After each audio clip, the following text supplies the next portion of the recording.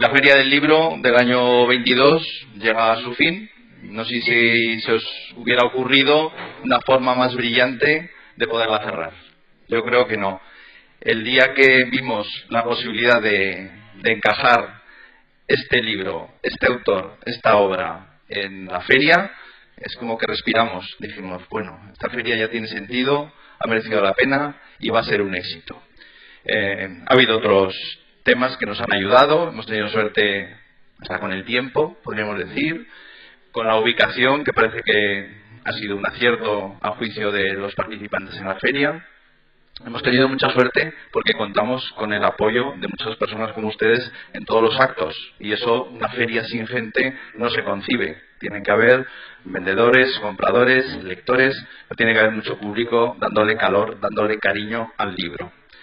Y darle cariño al libro y darle cariño a Jaca es una de las mejores cosas que sabe hacer Domingo Buesa, que no lo voy a presentar porque es como de casa y como un poco de todos. Y conocéis a los que están en la mesa, conocéis a la maestría de Ana, que nos ilustra continuamente con Jaca. Si se pudiera embellecer más, pues sería ella la encargada. Y el encargado de destrozar todo esto, que es Pepe Melero, que siempre hay que tener... La venganza. Hay que tener un contrapeso. Muchas gracias por toda la presencia en la feria, muchas gracias por estar hoy aquí apoyando esta obra de Jaca, que ya la estamos disfrutando, los que la conocéis y los que la tenéis en el bolsillo, porque va a ser un éxito. Muchas gracias a la editorial 12 Robles por estar aquí siempre con los temas jacetanos, y os esperamos todos los días, que la actividad cultural sigue, y al año que viene de nuevo en la Feria del Libro. Muchas gracias.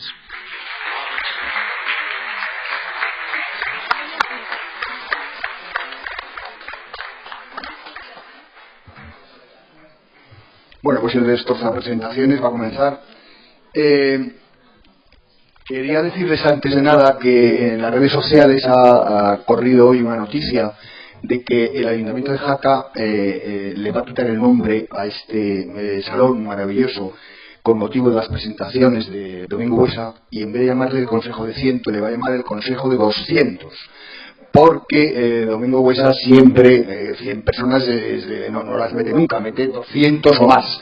Por lo tanto, a partir de ahora le llamaremos a este salón el Consejo de los 200, el Salón de los 200. Debo comenzar confesando un temor. No estoy seguro de estar ante el Buesa autor de este libro.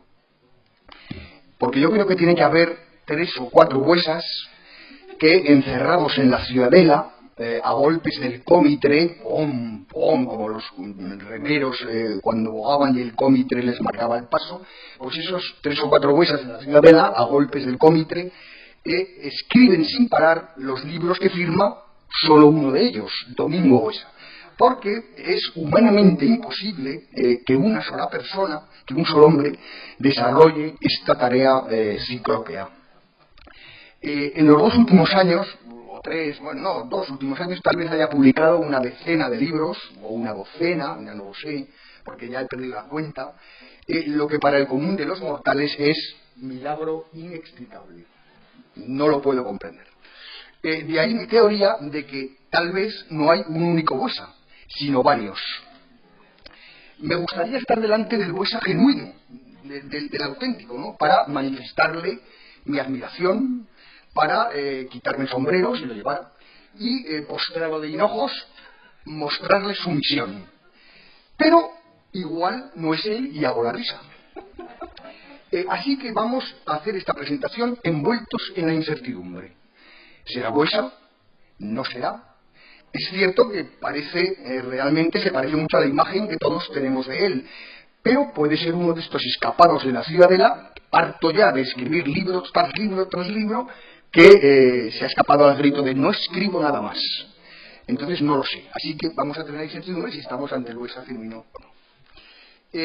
Ni Francisco Quintilla, ahora en serio, ni Francisco Quintilla, ni Cosme Blasco, autor de una gran historia jacetana, ni Damaso Sangorrín, el autor del libro de la cadena, ni Juan Lacasa, ninguno de los grandes escritores que han escrito sobre Jaca pueden ya competir con Domingo Buesa, que le ha dedicado a Jaca un montón de libros magníficos, algunos de los cuales cita Antón Castro, sus títulos, en el magnífico prólogo que antecede al libro. Buesa es ya desde hace años el gran cronista de la ciudad, el gran cronista académico de Jaca, que tuvo el acierto, por cierto, de hacerlo hijo adoptivo. Pedro Juanín también ha trabajado en cosas de Jaca, pero claro, él lo dice siempre: yo soy un aficionado, un diletante, sus libros costumbristas han venido bien, ha aportado mucha iconografía, tal, pero evidentemente el cronista de Jaca ya para siempre es Domingo Buesa. Este libro maravilloso que yo he leído de arriba abajo y sin poderlo dejar en un momento, ni en ningún solo momento, porque es muy entretenido, consta de 16 relatos que se desarrollan la mayor parte en esta ciudad, en la ciudad de Jaca, y que son otros tantos, es decir, otros 16 sucesos históricos que tuvieron lugar desde los siglos XIII al siglo XX.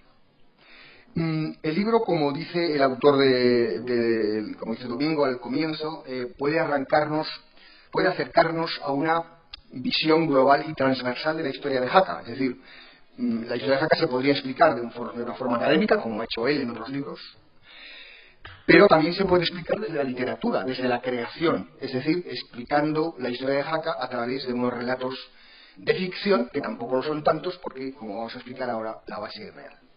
Todos los personajes que aparecen son históricos, es decir, son reales, y los sucesos que se cuentan, extraídos de archivos, de libros, de la hemeroteca del Pirineo Aragonés, de la Unión de Jaca, el periódico de los abads, los episodios históricos que se narran son reales.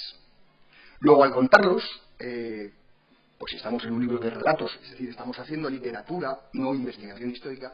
Al contarlos, hace con ellos literatura, pero la base es real, es decir, es una cosa muy similar a la línea, ustedes lo van a entender muy bien, de lo que Javier Cercas hizo con Soldados de Salamina, que fue uno de los grandes éxitos de la literatura española, como el libro de Domingo le auguro que va a ser un gran éxito.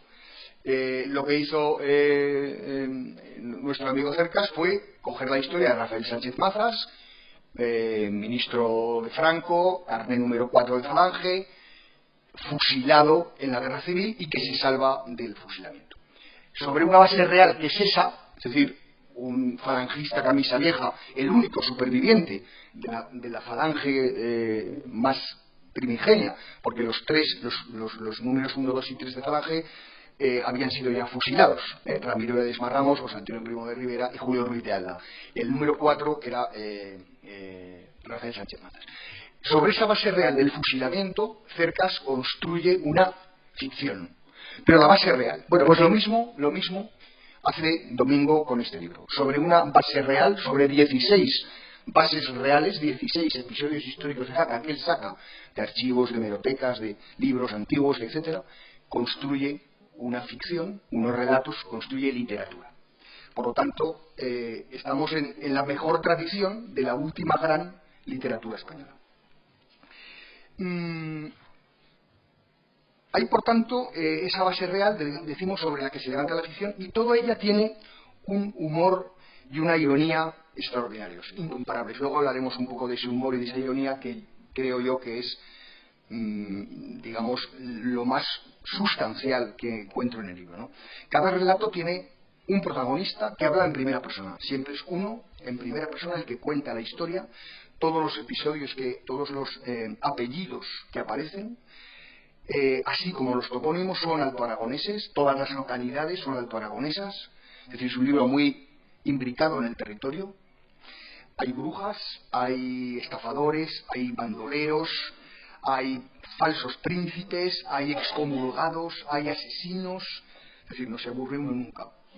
Hay un mundo mágico e imaginario que muchas veces nos recuerda, lo sugiere Antonio en el prólogo, pero tiene toda la razón, a los grandes maestros también. Yo le citaba a Cercas como creador de esa corriente, pero ahora hay otra corriente que es la que también Domingo incide, que es la corriente del realismo mágico, con grandes maestros españoles como Álvaro Cunqueiro, como Juan Perucho, como Néstor Luján, o europeos como Las vidas imaginarias, desde luego, de Marcel Shaw.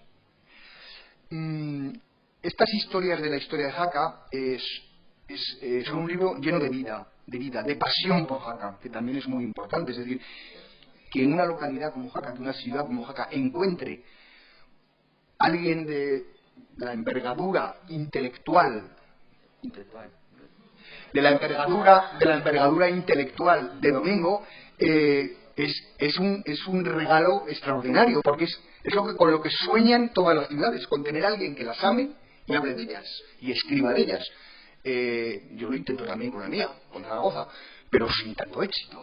Entonces, es un privilegio que en una ciudad tenga un fulano que se dedica a ella con fruición, con cariño, con amor, que le dedica libros. Bueno, es el sueño de cualquiera. Que nos quieran. Es el sueño de cualquiera, que nos quieran. Entonces, a Jaca la quiere Domingo y es un libro lleno de pasión y de amor por Jaca. Lo cual para ustedes, para vosotros, jacetanos, es un motivo de gran alegría y satisfacción, ¿no?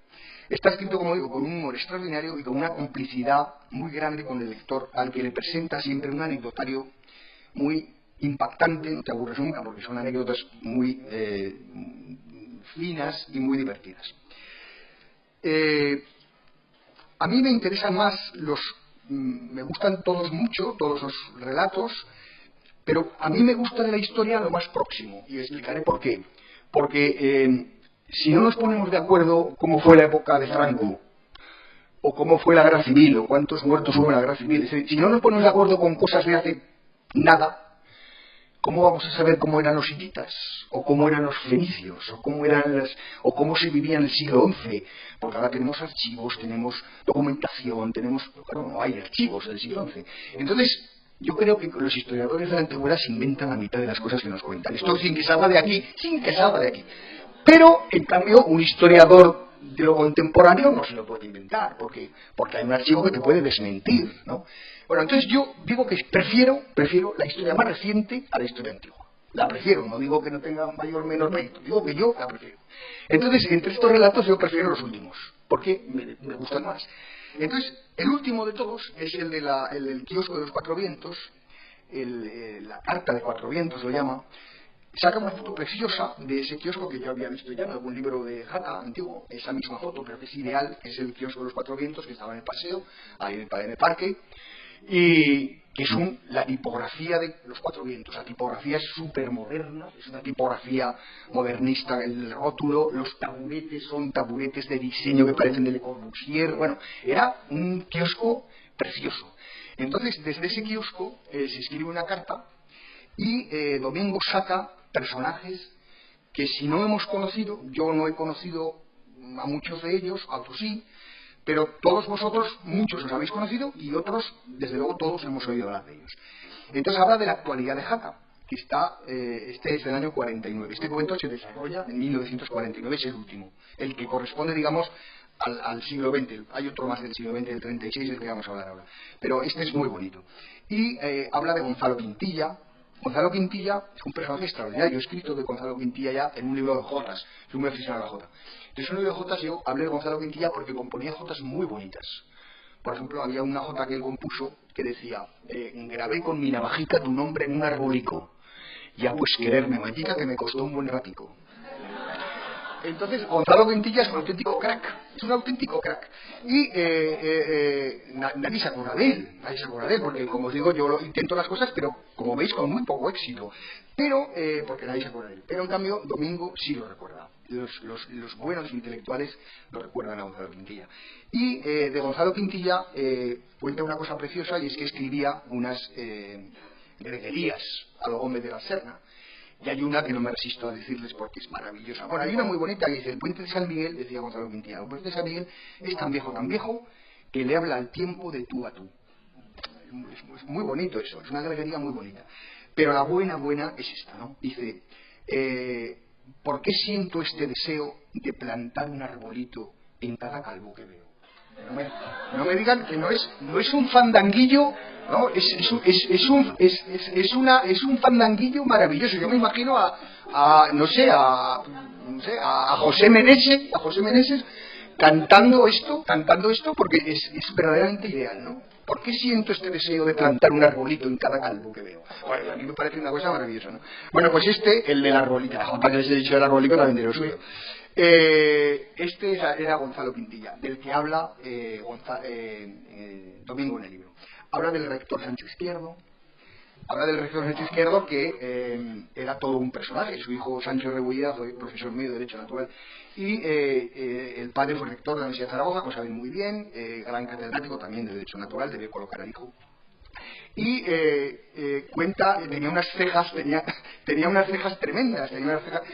cejas tremendas que todos los que hemos conocido a Sancho Izquierdo, porque lo hemos conocido muchos, porque vivió hasta los casi 100 años o luego más.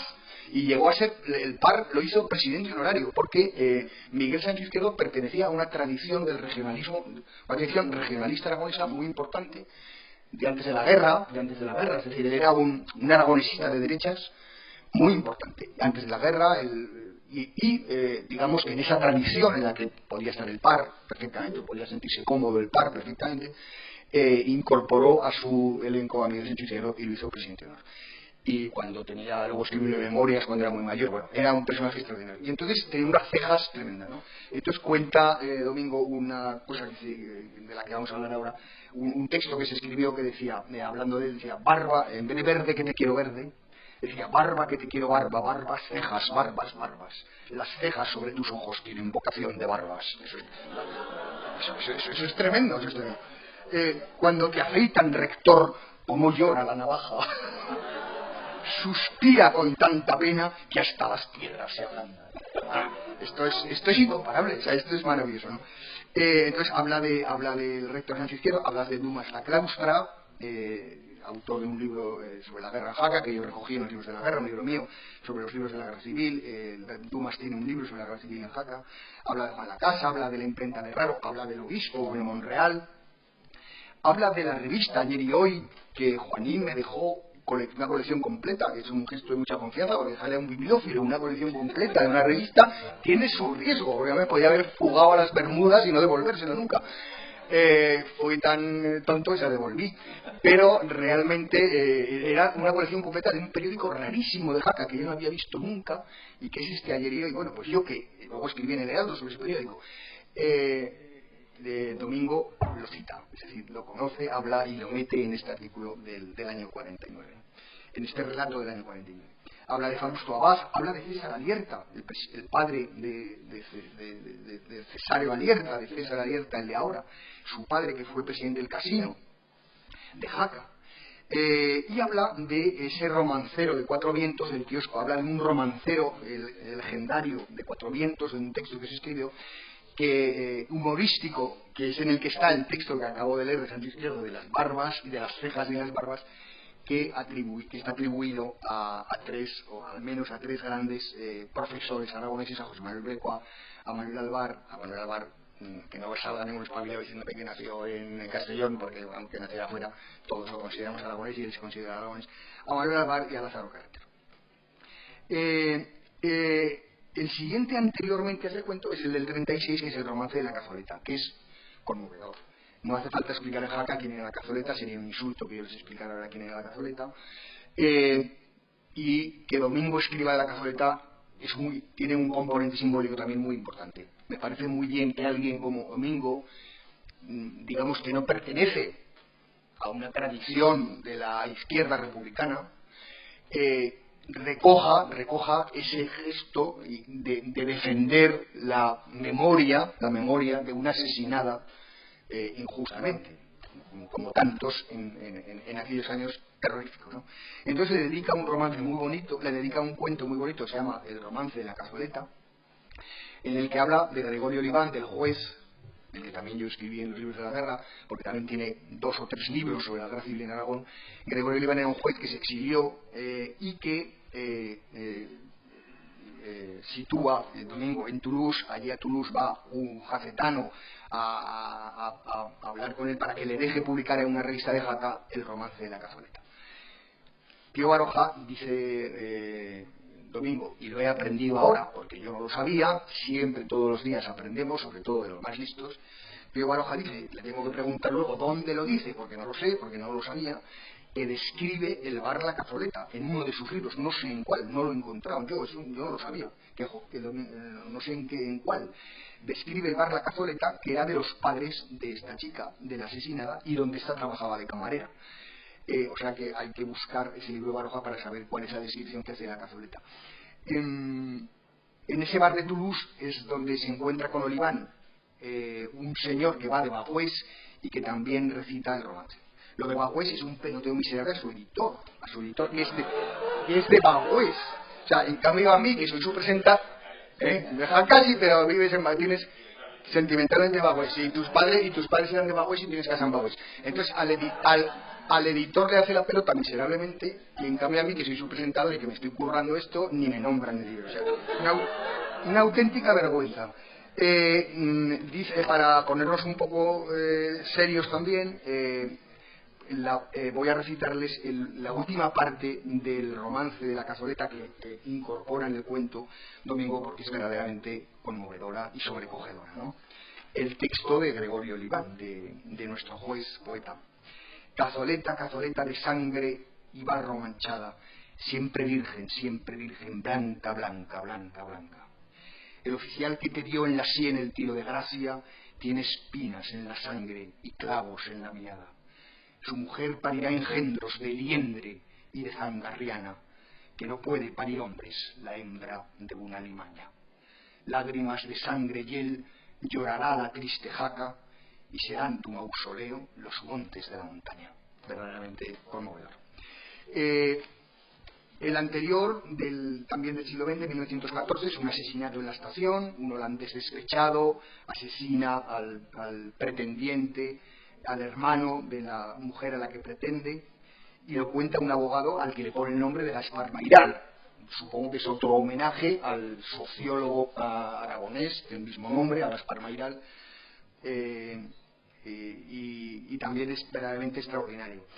Otro, el de 1913, el cuarto cuento de este siglo, del siglo XX, es El Príncipe Valentín de Borbón. Interesantísimo, porque presenta la figura, habla de Damaso Sangorrín, del autor, como hemos dicho, del libro de la cadena, que fue de la Catedral, y mete a Damaso Sangorrín como personaje que está leyendo la historia del Príncipe Valentín, que se dice hijo de Isabel II, es decir, un hijo bastardo de Isabel II, lo cual pues es bastante probable, porque todo el mundo sabe que la buena de Isabel II pues, le iba a la marcha más que un caramelo, y que además estaba bautizado en Jaca, y que trabaja de mozo de comedor en casa de un general, lo cual es verdaderamente divertido poner a un hijo de Isabel II trabajando de mozo de comedor en casa de un general, ¿no? También interesantísimo. Mi preferido de todas, mi preferido, es el que les voy a hablar ahora, que se llama Una peluca para el cura. El título es excepcional, Una peluca para el cura.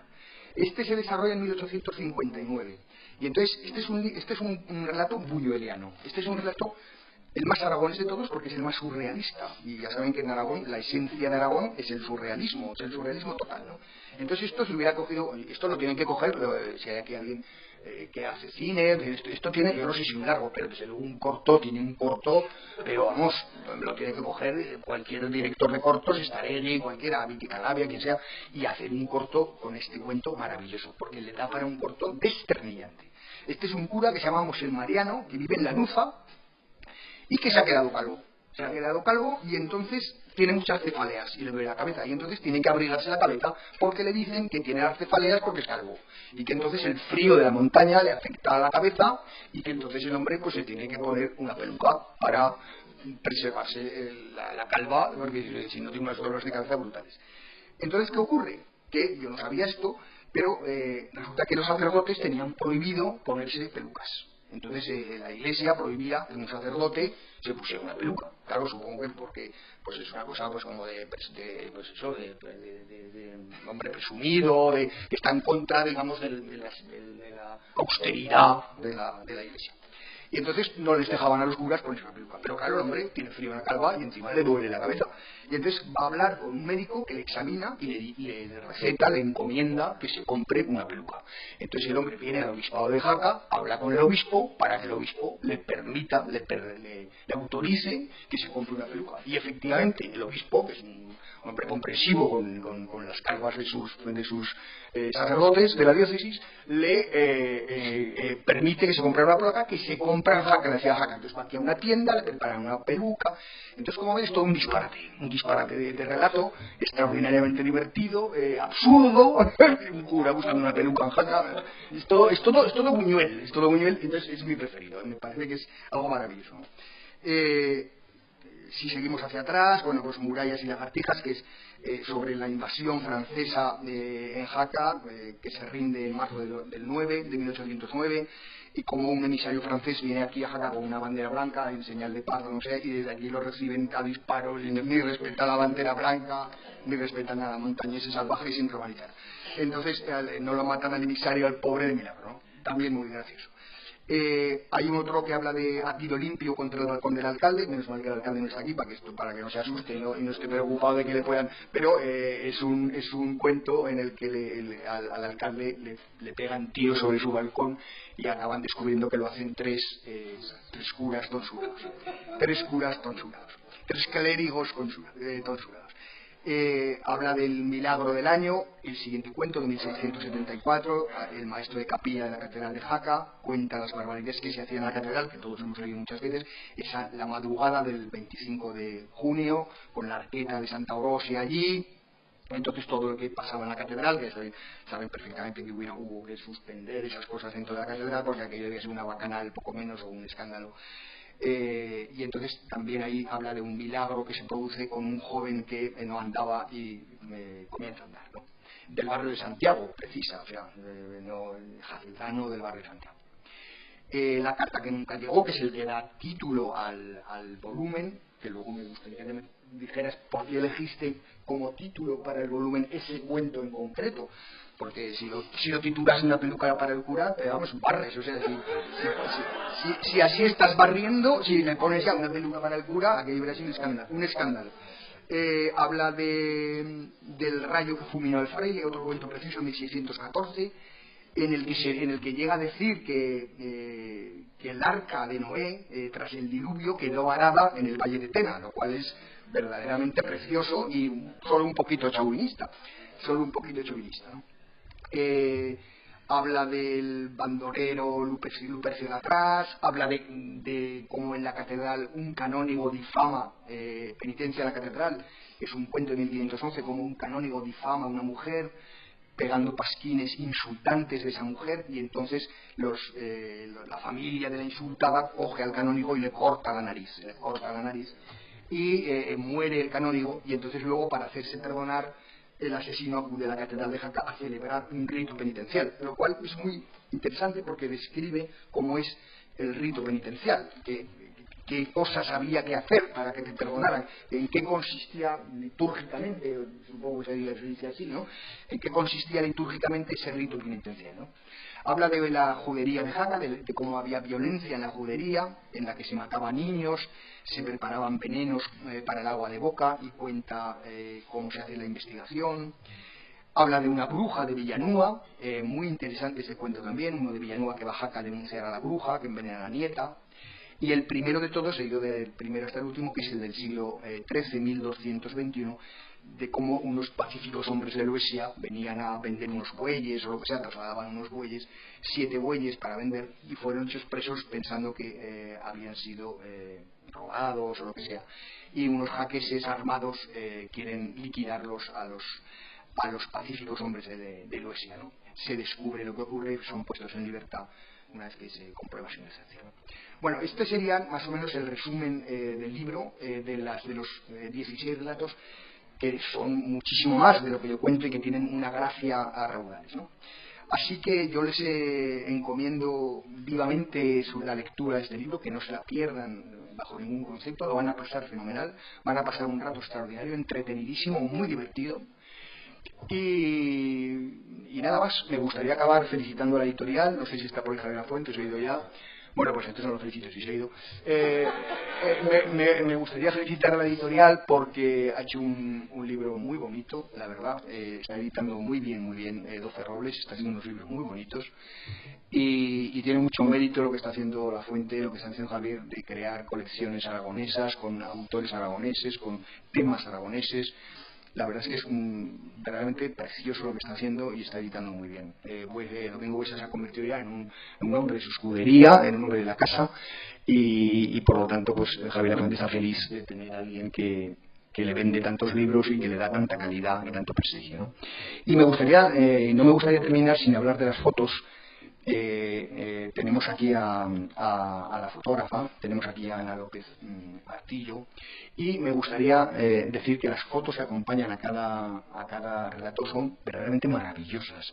Ha hecho unas fotos extraordinarias, en blanco y negro, elegantísimas, que son todos rincones de Jaca, que muchas veces tienen que ver con el relato que se está narrando, con lo que se está contando, y que ilustran maravillosamente el libro.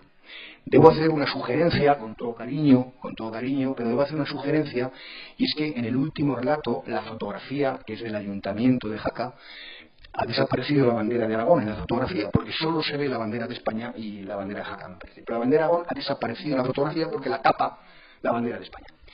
Yo, como viejo aragonesista, no me gusta. Me gusta ver la bandera cuatribarrada al lado de la de España, pero me gusta verla. Entonces, en esa foto ha ocurrido la desgracia de que la bandera de España tapa la cuatribarrada.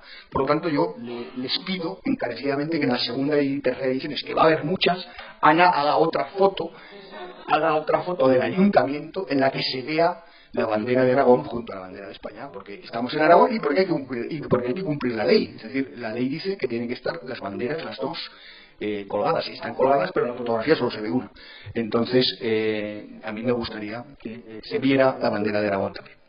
Y nada más, felicísimo de estar aquí con ustedes, en esta que casi es mi casa, y felicísimo de estar con mi presidente de la academia en este salón de los 200. Muchísimas gracias.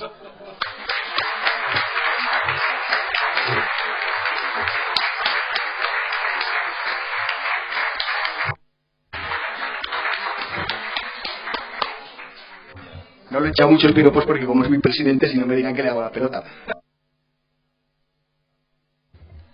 Bueno, pues yo solamente agradecer a Domingo que contara conmigo para colaborar con este maravilloso libro.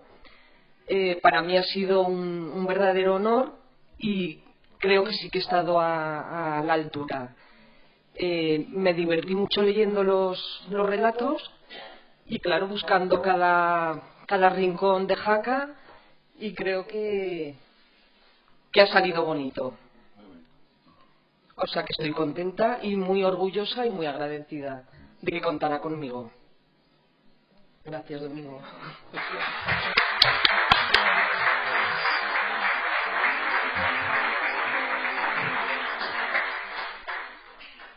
Bueno, y me toca a mí ya el turno. Muchas gracias a todos por estar. Queridos concejales, Laura por orden olvido y Javier y Terretera, querida amiga. Yo la verdad es que estoy muy feliz aquí, en Jaca y en esta sala, que va a ponerme más los 200, por supuesto. 100 míos y 100 de él, porque todavía arrastra él. Bien, entonces la verdad es que es un auténtico placer. Y además que te presente mi querido amigo y compañero de academia, Pepe Melero, pues es un auténtico lujo, es un lujazo. Él es un hombre que también quiere a Jaca profundamente, disfruta de Jaca, tanto él como Yolanda, su mujer, y por lo tanto es maravilloso este complemento que hemos hecho. Y además Pepe tiene una enorme virtud, y es que yo creo que es un ilustre hacedor de Aragón. Es un hombre que vive Aragón, que trabaja por Aragón y que lucha por Aragón. Y por lo tanto un libro como este, que es un libro que apuesta por Aragón y que es un canto a las gentes que hacen Aragón desde la calle, desde los caminos, desde el mundo de lo anónimo, gentes anónimas que no pasan a la historia con nombres, pero que son realmente los que construyen este territorio. Por lo tanto, Pepe, muchísimas gracias, ha sido un lujo. Era ya contarnos. Trabajar con Pepe es seguro, es un seguro total y una garantía.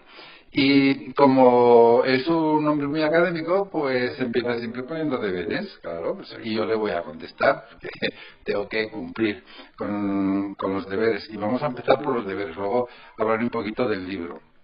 Bien, ha planteado algunas cosas, es decir, él de alguna manera dice que no le he hecho nada, es decir, que le estoy haciendo la pelota de la fuente que es de vago, sí, pero les voy a contar un secreto.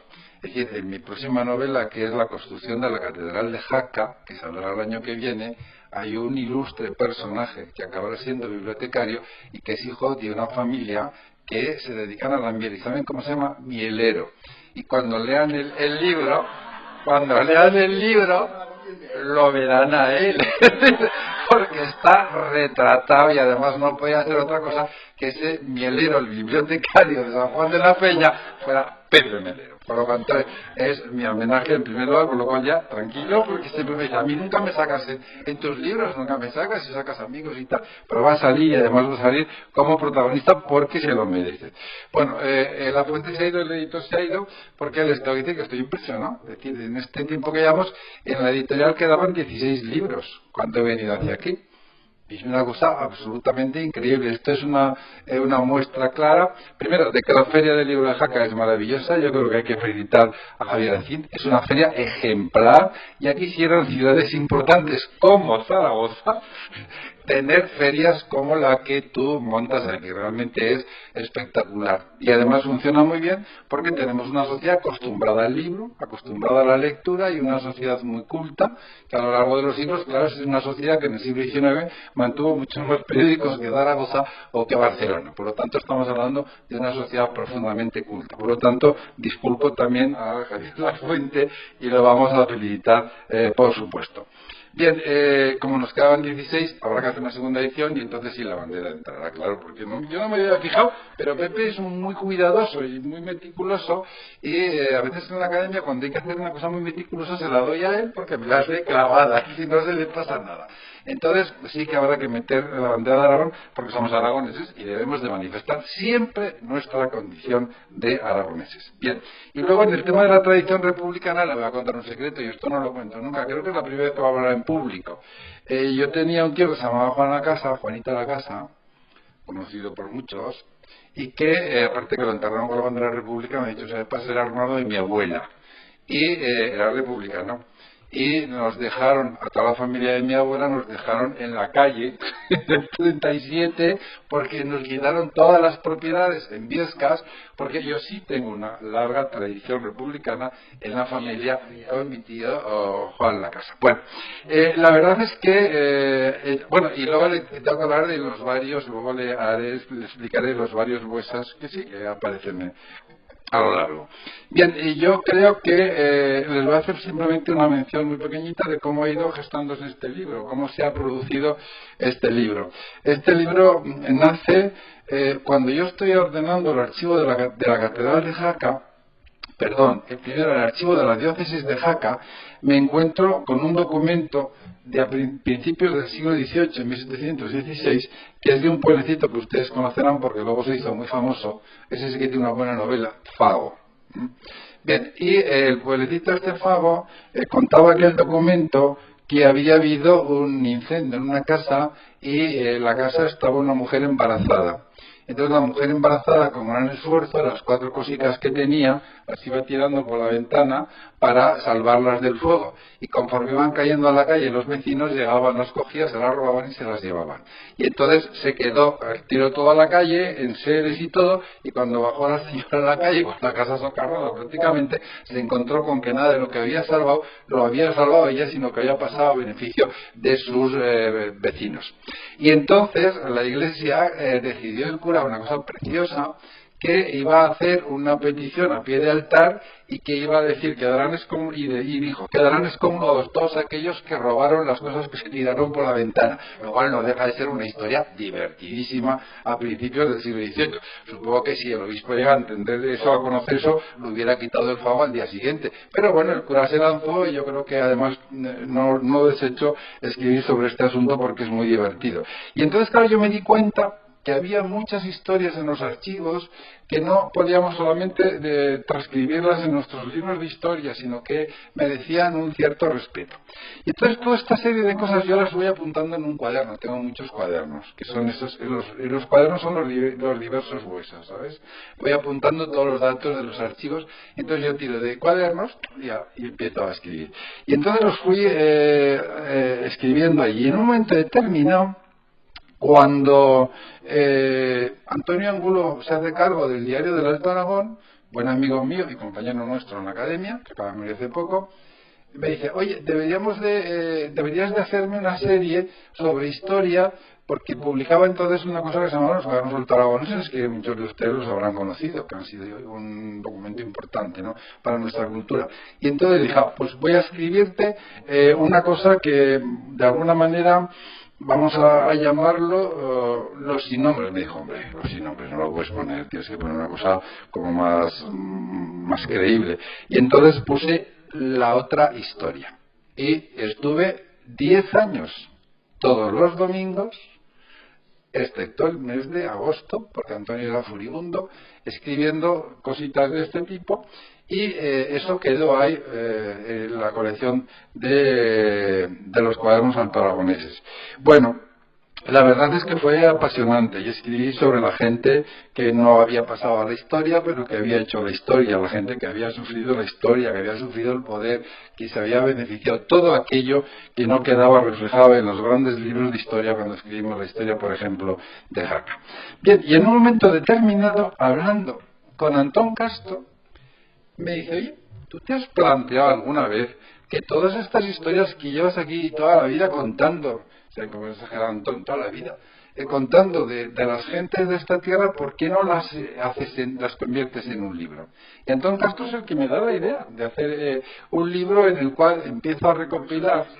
Claro, empiezo a recopilar todos aquellos datos, entonces selecciono unos, los escribo, los reajusto, vas haciéndote más viejo y entonces escribes mejor, y vas haciendo las cosas mejor, entonces, y sabes más, entonces las reajusto, los convierto en relatos ya más amplios que una página entera del periódico, donde entrarán bastantes folios, y entonces lo convierto en libro, y lo llamo y le digo, nos vemos, y nos vemos a tomar un café, y le digo, mira, ¿no decías que tenía que hacer el libro? Pues ahora tú me haces el prólogo. Y el prólogo es de Antón Castro, que es un prólogo delicioso, porque Antón Castro escribe muy bien, y aparte es un hombre que tiene una belleza en la escritura, y las palabras para él se convierten en pura estética. Hizo el prólogo, al que yo le agradezco. Y ese es el origen de este libro, no tiene otro final. Una vez que ya el libro está hecho, me vienen los del Ateneo Jaques y me dicen, querríamos iniciar una colección de libros sobre Jaca, y nos gustaría iniciarlo con alguno tuyo. ¿Y de qué queréis que os escriba? El Ateneo Jaques dice, no, de lo que quiera. Usted nos escribe, no queremos más que el libro sea suyo. Bueno, yo les digo, hombre, pues acabamos de hacer un prólogo sobre este libro, y entonces empezamos con este libro para inaugurar esa colección. Pero saben ustedes que de pronto tuvimos la sensación del fin del mundo, como había ocurrido con Almanzor, vino la pandemia, que no, yo creo que no es más que un aviso de que hemos abandonado el paisaje y nuestro medio natural, y lo pagaremos muy caro. Bien, entonces aquello quedó en el aire, y pasaron los tiempos y los tiempos y los tiempos, y entonces en un momento determinado mi editor, que ya lo conoces, es tremendo, me dice, este año, como te has dedicado a escribir de Goya, hice la novela de Goya, el retrato de la madre de Goya, no me has hecho el que me tenías que hacer. Y entonces lo vi tan enfadado, y tal, lo que dije, bueno, no vamos aquí a crear un cisma. Y le llamé a Marcos Callao, que llevaba estas cosas, creo que era él, el de la Ateneo, Marcos Callao, creo que se llama así. Y entonces le dije, oye, este libro vosotros, ¿qué plan tenéis? Bueno, vamos a ver, ahora lo vamos a hacer. Y dije, no, olvidaros, ya os escribiré otros más adelante. Y yo se lo pasé para buscar la paz familiar entre el editor y el autor a Javier. Y claro, cuando Javier lo leyó, me dijo, lo presentamos en Jaca este verano. bueno, pues si lo presentamos en Jaca este verano, lo presentamos, entonces yo al Ateneo ya les daré en su momento cuando decidan iniciar eso, y nos planteamos este libro, que en realidad sí que es un libro dentro de ese realismo mágico que yo creo que decía antes José Luis, con gran criterio y con gran acierto. Y este libro nace de esta manera, y este es el origen del libro que tienen ustedes en las manos. Son 16 historias donde tienen ustedes tienen que tener en cuenta que el protagonista son los hombres y mujeres de Jaca. Es decir, la protagonista es la ciudad de Jaca a través de los hombres y las mujeres que la construyen todos los días. Esas gentes que no pasan a la historia, pero que van haciendo los hechos importantes. Solo salen los que mandan, pero en realidad los que hacen son los que no salen. Entonces a mí me parecía interesante recuperar esta gente, recuperar la vida a ras de calle, recuperar los sueños y sobre todo recuperar un poco la identidad de Jaca. Yo creo que Jaca es una ciudad muy importante. Y además hay que recuperar esa identidad que no solamente se quedó en el siglo XI, sino que ha ido a lo largo de los siglos, durante toda la Edad Media, moderna y contemporánea, construyéndose a sí misma y reconstruyéndose a sí misma. Yo creo que esa conciencia de jacetanos que tienen las gentes que van recorriendo esos pasajes y las gentes que hablan de esas cosas, desde los primeros a Tomás Buesa, que organiza una obra de teatro y se creen que está haciendo con el obispo una sublevación para ir contra el régimen, calculen ustedes, siendo obispo o en Monreal, también había que ser corto de mente para pensar estas cosas en la policía de Huesca. Bien, el caso es que todas estas historias yo creo que intentan transcribir un poco esa conciencia de jacetanos. Jaca es una ciudad que tiene tres conceptos que para mí son muy importantes.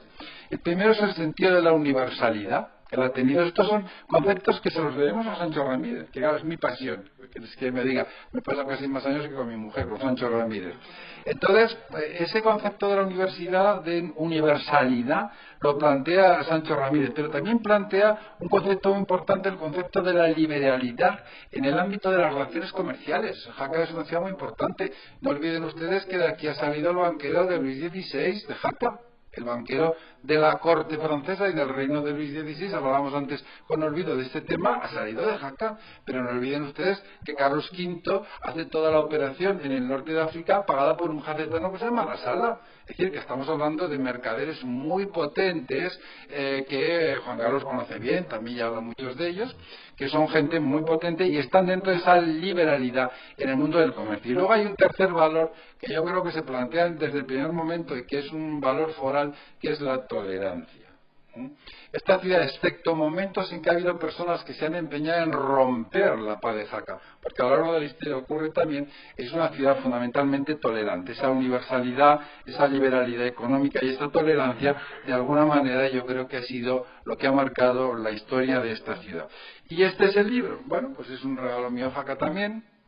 Recuperar la vida de personas muy curiosas, con escenas muy curiosas, relajadas, tranquilas, desde un punto de vista con humor, como ellos también vivían el día a día, y con un momento dramático que es ese romance de la cazoleta que lo exigía.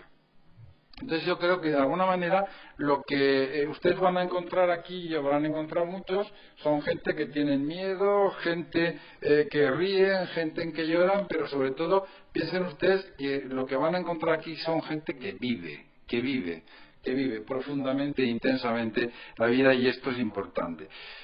¿Qué objetivos tiene el libro? Bueno, los docentes siempre acabamos hablando de objetivos. Somos una catástrofe y tú también, ¿no? Bueno, entonces, objetivos. Bueno, pues yo creo que el primer objetivo es enseñar. La investigación, yo iba más pues desde el año 72 empecé, cuando don Juan Francisco Aznárez me miraba de arriba abajo y me tenía una manía horrible, porque yo decía que Santa Rosa no era de Bohemia, y no me lo perdonó nunca. Bueno, pues me encerró en una habitación en la Catedral de Jaca, y me encerraba a las 9 de la mañana, que yo venía con la tensina, y me soltaba a la 1. Es decir, bueno, ahí podías pasar de todo, pero estaba ahí desde aquellos momentos yo he ido investigando la historia de Jaca. Entonces mi problema, y muchas veces mi preocupación, es cómo llega al ciudadano esa investigación. ¿Cómo transmitimos todo eso? Porque un historiador, gente, profesores, nosotros no tenemos sentido si no logramos que al final lo que investigamos, lo que trabajamos, sea por el bien de la ciudadanía, o por el bien material, o por el bien espiritual, o por el puro conocimiento, porque también hay que buscar ese momento en que todos tenemos que recuperar la identidad. Estamos en una época en que debemos de sentirnos de la tierra. Bueno, de la tierra en que nacemos, evidentemente, de nuestro mundo. Entonces a mí me parecía que había que compartir las investigaciones, bueno, y entonces hice este libro que está en primera persona porque me parecía más directo, porque cuando ustedes lo lean, en realidad son dos personas los que estarán en el salón de su casa. El que se lo cuenta y usted que lo oye. Es una conversación, están en dos sillones, con la televisión, gracias a Dios, apagada, están ahí los dos contándose lo que es un momento determinado de esta historia. El segundo objetivo que me parecía impresionante es convencer. Convencer a todos ustedes de que la historia no es una cuestión para los profesionales o una asignatura o una carrera, no. La historia es fundamentalmente algo que nos enseña y que nos sirve. Es tremendamente útil. Y es útil porque nos enseña a avanzar, a ir hacia adelante, a construir y a evitar. Y sobre todo a no retroceder. Ese es el gran valor que tiene la historia. Nos enseña lo que está mal hecho y no podemos volverlo a repetir, y sobre todo a no retroceder, porque estudiar la historia o trabajar la historia no significa que tengamos que irnos atrás, no fue cualquier tiempo pasado mejor, ni muchísimo menos, sino un simple referencia literaria. Y luego yo creo que habría que emocionar, sería el tercer objetivo, emocionar con gentes y aconteceres de hace siglos, y yo creo, bueno, pues que las gentes que estos días estaba firmando y nos veían, ¿verdad?, y nos decían, bueno, pues es que me apasiona mucho, a unos les gusta lo de la peluca, que la peluca es inmensa, claro, porque además luego la peluca hay que hacerla con el agujero de la tonsura, entonces le dan un nivel de tonsura y el que le fabrica la peluca le dice, bueno, pero es que claro, aquí queda muy al aire todo esto, entonces vamos a hacer la tonsura más pequeñita, entonces hay un juego muy curioso que nos enteró el obispo, que hemos hecho la tonsura más pequeña con una peluca, ¿cómo jugamos con ella, no? Bien, yo creo que es importante el que ustedes disfruten y se emocionen con gente y aconteceres de algo así, de hace siglos, y de alguna manera crear identidad. Tenemos que crear identidad de jacetanos, de jacetanas, de gentes de esta tierra, de gentes que formamos parte de una cultura y de una civilización tremendamente importante que a lo largo de los siglos ha demostrado lo que era la capacidad, es decir, una cultura libre, una cultura cercana, una cultura viva y sobre todo de alguna manera una cultura a ras de calle, una cultura tremendamente humana. Yo creo que esto es lo que es el libro, y además el libro tiene en cada capítulo una ventana de entrada que la ha hecho Ana, que a mí me pareció precioso. Yo por las mañanas les confieso, bueno, por las mañanas de ella, pero como son mis anochecidas, porque yo me acuesto a las 4 de la mañana, porque es cuando me dejan escribir en paz y nadie me pregunta a nadie, ni me llaman, ni cosas de este tipo, entonces lo que hago es abrir y me encuentro con las fotos de ella. Digo, mira, pues mira, pasa esto, no sé qué, ha llovido, la verdad es que tiene nubes y tal. Entonces voy descubriendo un poco la vida de esta tierra. Entonces, de alguna manera, me pareció importante que ella estuviera. Y me pareció importante que además estuviera en blanco y negro. Yo soy un gran enamorado de la fotografía en blanco y negro. Me parece que es una fotografía de alta calidad. Por lo tanto, le quiero agradecer profundamente esas madrugadas conociendo lo que ocurre en estas tierras, y luego el que se prestara a colaborar con nosotros en la edición con estas imágenes que tienen ustedes aquí. Bien, del contenido no les voy a contar porque, bueno, ya muchos de ustedes ya lo habrán leído, porque ahora si nos quedan esa ridiculez que nos queda, el editor está absolutamente emocionado. Ya te puedes poner a escribir el segundo, dice, no me líes, que yo ahora tengo que estar con el mielero de San Juan de la Peña, tengo tarea muy seria, porque claro, construir la catedral de Jaca, amiga Belén, es muy complicado.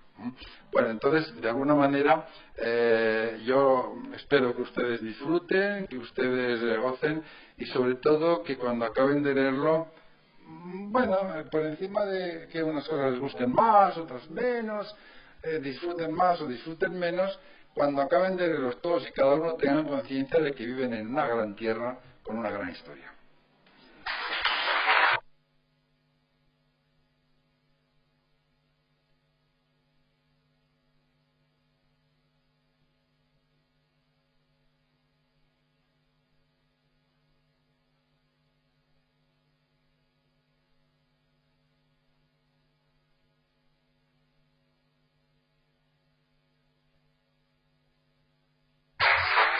Bueno, si ahora alguien quiere que le firme ejemplares, Domingo firmará aquí los...